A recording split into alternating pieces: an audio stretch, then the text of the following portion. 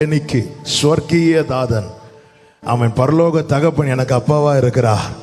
அவரு தான் எனக்கு எல்லாம் எல்லாம்.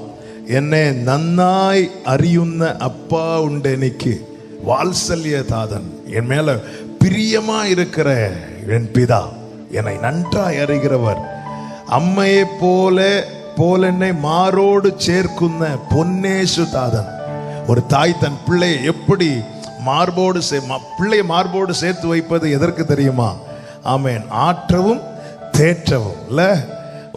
ஒருவனை அவன் தாய் தேற்றுவது போல நான் அவனை தேற்றுவேன் அப்படிங்கிறார். அவன் அப்படி அவர் வைத்திருக்கிறார். அன்பேறும் கைகளால் கண்ணீர் துடைக்கும் காருண்ய தாதன். அன்பான கையால என் கண்ணீரை அவர் துடைப்பார்.